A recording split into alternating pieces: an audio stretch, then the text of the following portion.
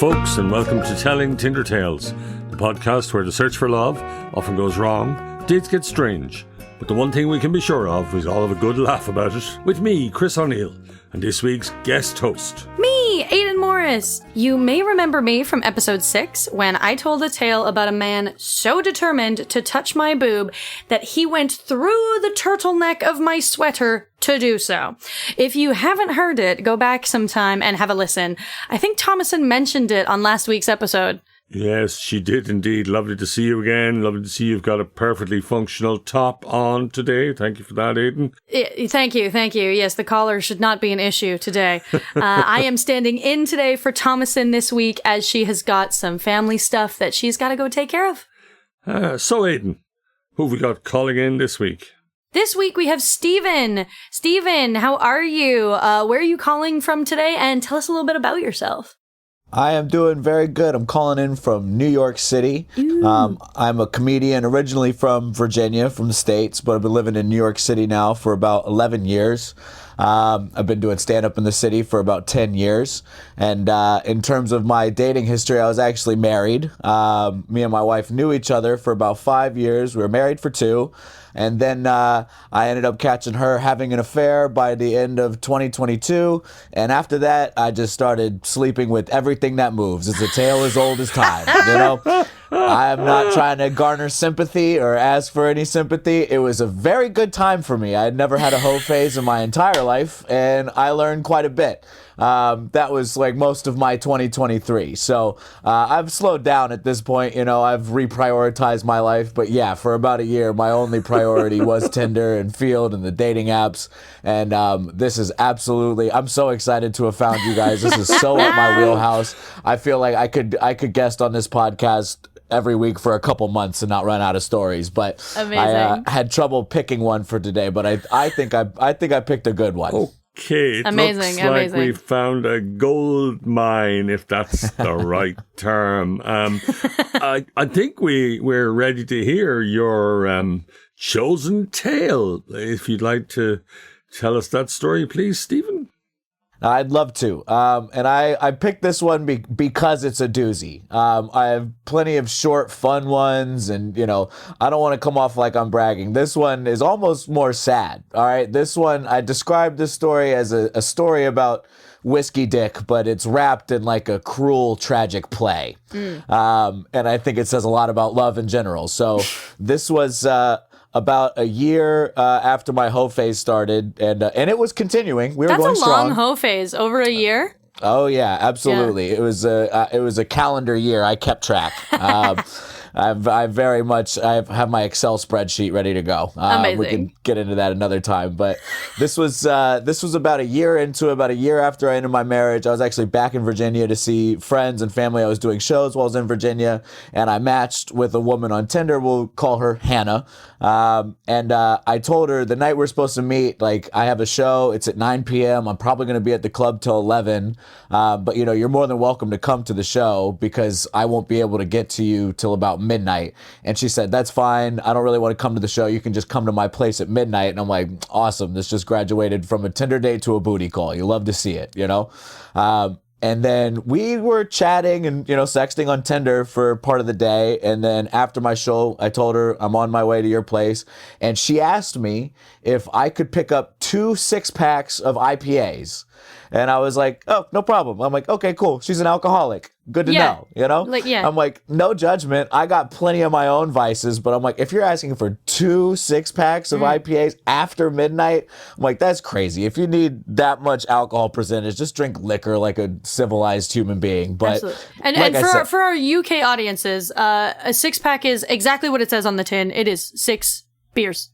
There, yes, sorry. Exactly. So we're getting 12. I'm assuming she might have just assumed I'm a bigger drinker than I am. I like to drink, but it is not my thing. But I'd like to drink socially. But obviously I didn't say any of this to her. I said, yes, of course, I'll pick you up whatever you want. And so I get to her place, and I actually remember thinking that she might be a catfish just because in her pictures, she looked about 25, gorgeous, blonde, petite.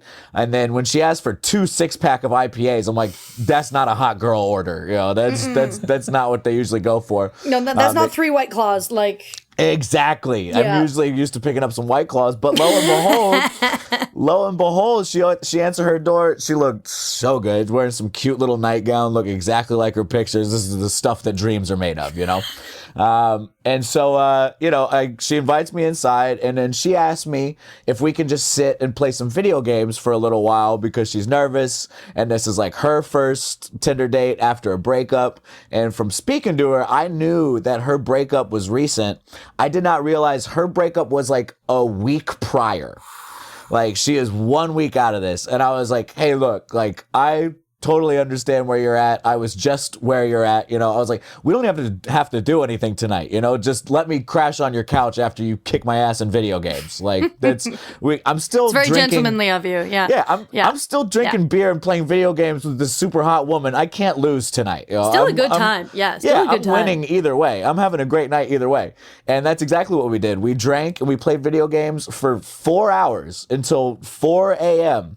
And we were chatting the entire time. And I think the entire 4 hours, I think she maybe asked me 2 questions in the entire 4 hours. And then other than that, she just talked about her ex the entire time. We were talking for 4 hours. Now listen. I actually did not mind that because I felt like it was karmic retribution. Because if I'm being honest with myself, there was a pretty solid, like, 4 to 12 month period after I ended my marriage where if I had any more than 3 beers and you were around me, I'm gonna talk your ear off about how my ex did me dirty. You know, there were plenty of times I chatted people's ear off and they were way too polite about it to just let me vent. So even though she was going on and on about her ex, I'm like, this is karmic retribution. I need to pay this forward. You know, I will sit and listen to this as long as she wants to talk about it. She's a week out of a breakup. This woman need a friend. She need a sounding board, you know, and I'm still playing video games. So, you know, we're having a good time. And then 4 hours later, like apropos of nothing, she kind of just looks at me and she's like, do you want to go to the bedroom and fuck? And I was like, well, yeah, I mean, that's why I'm here. I'm like, but also, I've been drinking for 4 hours, so, you know, it might not work, but we could try. And did you say that to her, or was that just sort of okay? All right, cool. Yeah, absolutely. I like being upfront. You know, I'm Love like, that. hey, listen, you're gorgeous. This ain't on you, but you know, this is just alcohol and what the body does. Yeah. So, and then I remember before she went into the bedroom, this is where things start to take a dark turn. Before she went into the bedroom, I remember she doubled back for her beer, which was still half full. And then she slammed the whole thing, slammed the rest of it, and then went into the bedroom. And that's when it finally clicked to me. I'm like, oh, I think she's drinking so much to prepare herself, like, for this hookup. And that is such an icky thing. You know, that is not a good place to be starting from. And, you know, we go into the bedroom and we're trying to hook up. And like I said, I'm really struggling to keep my dick at like even 50%, you know, like, I'm not going to lie. You want to keep it around 80, 90, but like, I'm really struggling to even just keep it halfway there. And, I remember at one point she got on top of me and my dick just kept falling out of her the way weak dick does, you know? And the funny thing was, she was still like, she was moaning like a porn star. Like she was being fucked really well. And I don't mind a performance. I'm extremely communicative in bed. I like putting in the extra effort. I like being loud. But the noises she was making was not matching the sex that we were having. You know? Yeah. It was like when you're watching a TV show and there's like a band in the background and their fingers don't line up with the music that they're playing. That's what was happening. And like maybe like a few minutes into it, I basically told her like I need a break, or, you know, maybe we just need to call it or whatever. And she's like, yeah, okay. So she got off, and I remember she laid down next to me and she grabbed what I thought was a gray blanket. And she starts like, you know, holding the gray blanket. I remember like going to like spoon her and like touch her shoulder, and she snapped real quick. She's like, don't touch me, you know? And I was like, oh, okay, my bad. Sorry, my fault. And I kind of we both just laid there for, it felt like an eternity, but it was probably only 90 seconds or something. And then she kind of came back to it and she's like, I'm sorry I snapped. I'm like, hey, don't worry about it. You're good. We're chilling still. And then we cuddled for a second. And then we got back up and went back into the living room and played video games for like another 2 hours, which was way better than the sex that we just had. And so had some food, had some video games, and eventually finally passed out. And then the next day, and I think this is actually where the dark turn happens, is she was actually up before me. She was up and in the living room playing video games before I even woke up. And I wake up and I'm in bed and I see the gray blanket and I look at it. I realize it's not a gray blanket. It's actually gray sweatpants, which is like my favorite slutty thing to wear. I can't believe I missed that it was gray sweatpants.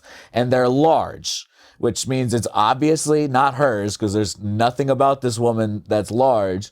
So it dawns on me that immediately after we stop hooking up, she goes and she's hugging her ex's gray sweatpants, like for dear life.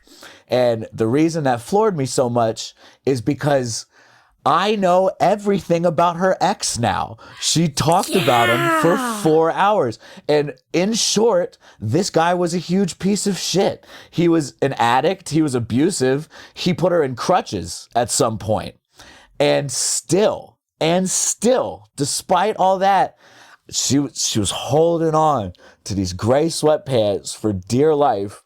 And I just remember that had such an impact on me. I remember feeling so profoundly for this woman, and I wasn't mad. I wasn't mad that she was picking the sweatpants over me. I'm not mad that I got bumped by her abusive ex's sweaty crotch. That's fine. I get it. I get it. I understand that. It was just just realizing that the look on her face was not of sex disappointment. It was just that she knows she needs to let him go and she still doesn't want to, Yeah. Who hasn't been there, Yeah. And I just felt very profoundly for her in that moment. And I remember I went out and played video games with her and we tried having sex again. She ended up crying and apologizing for it. And I'm like, look, you got nothing to apologize for. And then she did say something funny, so I can end this story on at least a lighthearted note, where I remember telling her, I'm like, hey, listen, I was just where you're at, less than a year ago. I totally get it. You think you're ready to move on and, sleep around, and it turns out you're not ready to move on. And I remember she cut me off and she goes, oh, no. I knew it was too soon. I was just super horny yesterday. Work. And I was like, girl, same. I have absolutely been there as well. So I completely understand where you're coming from. But that of all the one night stands that I had during my hoe phase, that one really, really stands out to me in terms of the real dark side of love, you know, the real nitty gritty. And I'm we all know love makes people do crazy things, so it's kind of Captain Obvious thing to say. But man, that really stuck with me. Out of all the experiences that I had, that one absolutely stuck with me. And even if it wasn't a good hookup, it was still one of the most memorable nights I think I've ever had. 100%. Right. I think it's horny and heartbroken are two tough things to be at the same time. Yeah, and they tend to go together like peanut butter and jelly somehow. They do, and it rarely leads to good decision making. Just no, it never does. Also, I gotta say, something I've learned, being a little bit of a slut, is that anytime a woman is willing to just let you come over to her place without a public meeting first, most guys think that's the dream. I'm telling you, I can count on one hand the number of times that happens, and every time there's a screw loose somewhere. When a woman is willing to forego her safety just for a little dick, you need to. We are not mentally well if we're making that choice. 100%. Exactly. Yeah. So, and that was one of the better times that had happened. So that's something to look out for. Oh yeah, the fact that it didn't end in your tears is just you have to take that as a win, honestly. Yeah. So Stephen, dare I ask, did you see her again? I did not, only because I was traveling at the time. She knew that. She was also in the process of moving out of her apartment. So that was part of the reason she didn't come to the comedy show, was she was packing up her stuff in her apartment. So I was only in Virginia for a limited amount of time. We both knew that this was a one-night stand type deal. I do remember maybe 6 or 7 months later, it was a while later, I got a call from her on my phone and I answered. And then she basically was like, "Who is this?" I'm like, "Steven, you called me, you know?" And she goes, "Oh, I meant to call a Steven at my job, not you." And I was like, "Oh, all good. Well, hope you're doing well. How'd the move go?" She's like, "Yeah, moving good, but I got to call my other Steven." I'm like, "Okay, bye." But that was the extent of it. That was all I heard. But yeah, I like to hope she's doing well. Very good. Okay. Hopefully. And one other thing, you mentioned that you're not now in your whole period. Have you moved on to a different relationship status? I have been seeing a woman pretty steadily for the last year.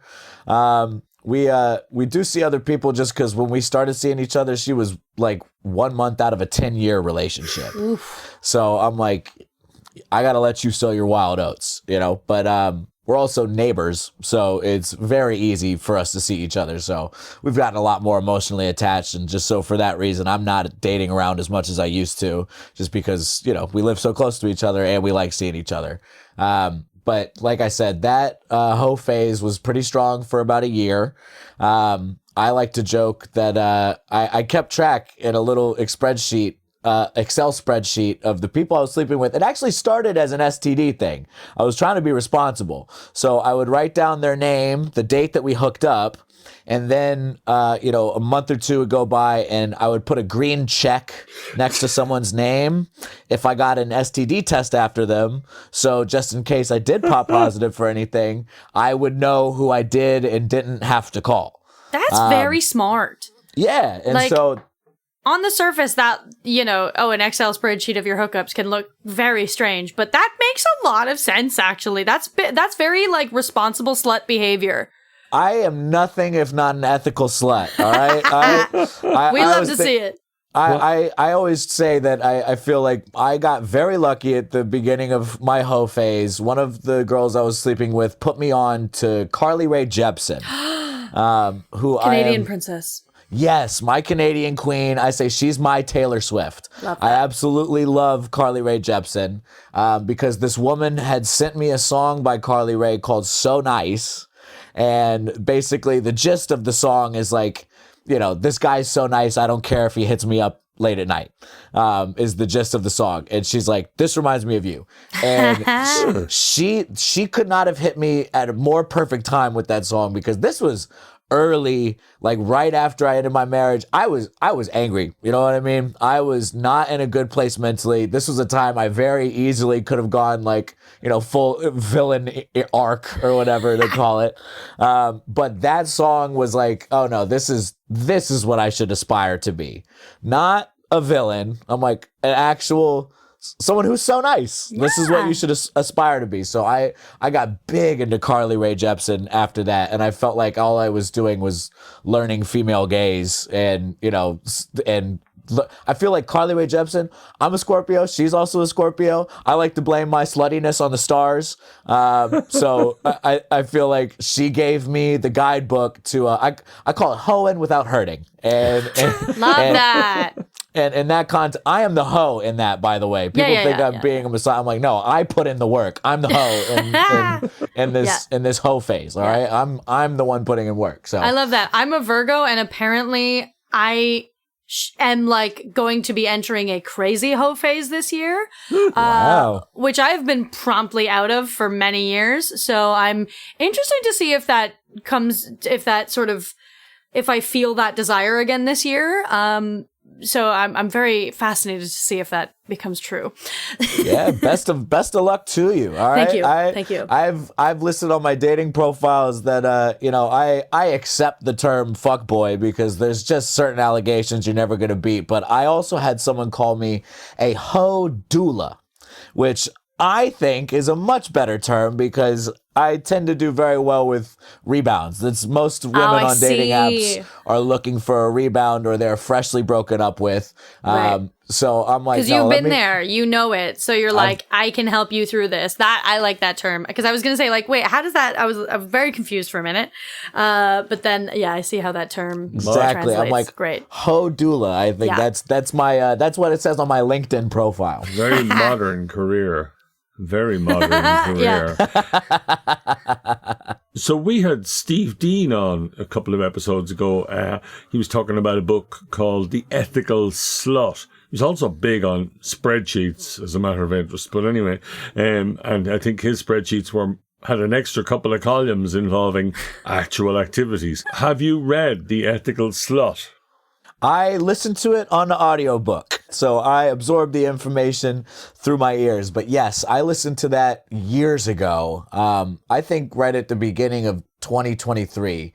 I do remember listening to it and kind of thinking like I already agree with most of this, or I'm already implementing most of this. Most of this is not new information to me, so it didn't feel like anything particularly stood out. I'm not saying I'm so ahead of the curve that I didn't need the book or anything. I do remember thinking it was an interesting read, but I did like it. I did think it was on point with everything that it was saying. What were some of the key takeaways from the book? I think the key takeaway to me was communication. I think is the most important thing when you are sleeping with multiple people or sleeping with anybody for that matter. I think if you're like doing the poly thing or the open relationship thing, I have heard some people in open relationships talk about like they have a don't ask, don't tell policy, and that does not work. It breeds jealousy. It breeds resentment. Every like poly couple that I've slept with knows exactly what the other person is doing when they're doing it. Like they're all up to speed. So the biggest takeaway from that book for me was communicating everything. And that was something I had already picked up in my own personal dating life of just being straight up honest with where I was at in life. I think I tell people all the time that the best pickup line I've ever had in my entire life is 2 words: recently divorced. Best pickup line of all time. And the reason for that, I remember thinking when I got back, because we know you're broken in already. Right? Because when I started dating, I thought I was going to be labeled as like damaged goods. But the magic of recently divorced, and I had several women confirm this to me, is that when women hear recently divorced, it tells them there's one woman on earth that thought this dude was worth committing to for the rest of their life. So there must be something here. And yeah, 100%. As a man, it worked perfectly for the hoe phase because recently divorced also says the nasty, icky thing that I don't want to say, which is, I ain't your boyfriend. I'm not trying to put in that much time and effort. Like, I'm a great hang, reliable dick appointment. And that's what I'm offering. And you probably own more than one towel as well. Like, yes, I got multiple towels. I got 4 pillows. This is what I'm talking about. It's so important. I got everything. I got romance novels. I got everything. I got this little picture over my bed. Do you see that? Do you know this picture? Cute. It's called the apple was never a fruit, I think is the name of the painting, which I love. I'm like, this is like a classier version of like a beer poster with like a girl in a bikini. So for everybody listening, the poster is a gorgeous black and white print of it looks like a depiction of Adam and Eve in the garden. It's a very sort of classic sculpture of a woman, the kind you'd see in like Renaissance paintings. And they're both, completely naked. She's standing up. He's on the ground, face right in the good place. His face is right where it should be, where life begins. Let's just say that's where his head is. And, they just both look like they're having a great time. They do. And I just like to draw attention to how big this thing is. You see my hand? This thing is a very large poster, I can confirm. It's a mood setter for this room. It was the first thing I put up in my room when I moved in. This was also the first room that I had when I ended the marriage. One crazy thing, when my ex and I broke up, we had to share a lease for 6 months. That was brutal. That's just New York City living. We're too broke to just, get our own place or break a lease. So we had to share a lease for 6 months. And after that, I moved into here with 2 of my best friends. And I was like, this is the first time I've had my own room, because we had been together for like 5 years. We're probably living together for the last 4.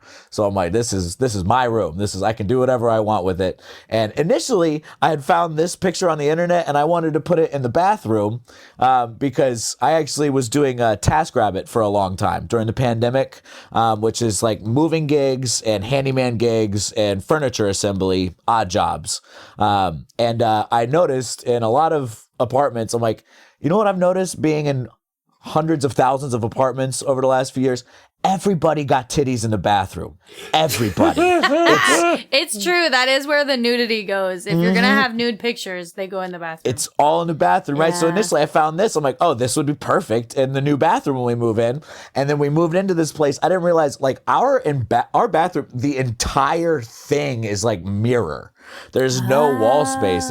It's all mirror, which as someone who likes checking themselves out, I enjoy that. But I was like, what am I going to do with this picture? And then I was like, you know what? Let's go hard or go home. So we printed this like 30, I think it's like 42 by 30 or something like that. It's massive, but yeah, I think it's a welcome addition to the room, and I've gotten a lot of compliments on it. It's lovely. That's a fascinating poster. Okay, I'd imagine it would create a mood. Yes, a mood. But thanks for that, Stephen. Practical advice to anybody coming out of a relationship: buy an explicit poster. And also, apart from that, any final thoughts before we go our separate ways? Yeah, if you're out there dating around, like I said, just being honest is the best thing you can be.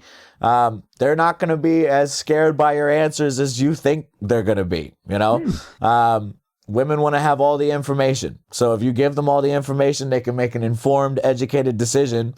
And you'd be surprised how often they say, yeah, let's do it. Why not? I'm not looking to meet my forever person at this dive bar, So yeah, just be honest, open communication. That's the best thing you can do. And pay for everything on the first date. I'm absolutely sick of this debate. Pay for everything on the first date. Are you stupid? Do not fight the tide. Just swim with it. All right. Wow, I have not agreed with a man in a very long time, and I just agreed with that whole multiple sentences you just said. So that's amazing. Well done. Thank you, Stephen. Thank you. I appreciate you saying that. Do you want to plug anything, Stephen? And you want to plug?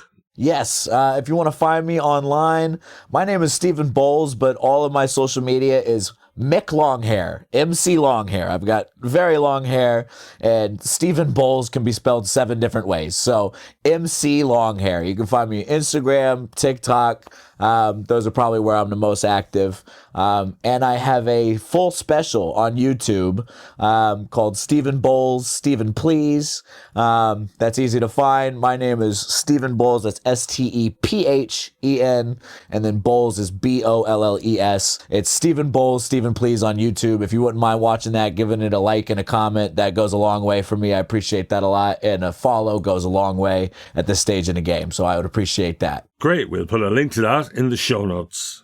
Awesome. Thank you so much, Stephen. And thank you, listeners. We're so happy to be bringing you this show. Please help us keep growing with a little like, follow, and most importantly, a share. We'd love to hear your story, so please get in touch with us at tellingtindertales@gmail.com.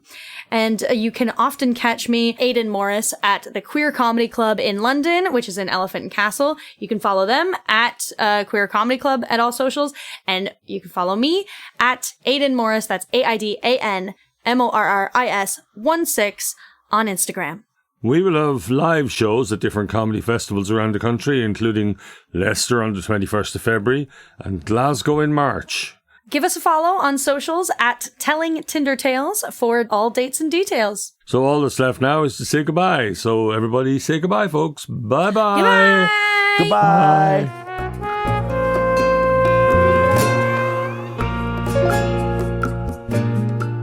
Telling Tinder Tales is hosted and produced by me, Chris O'Neill, and Thomas and Lockwood. Produced and edited by Lucy Regan, with music by Quincas Moreira. It's a Jesters Comedy Dublin production and is no way affiliated with or endorsed by Tinder. If you have a story to tell, please get in touch. Details are in the show notes. And if you like us, instead of swiping right, follow us on Instagram and or TikTok at Telling Tinder Tales.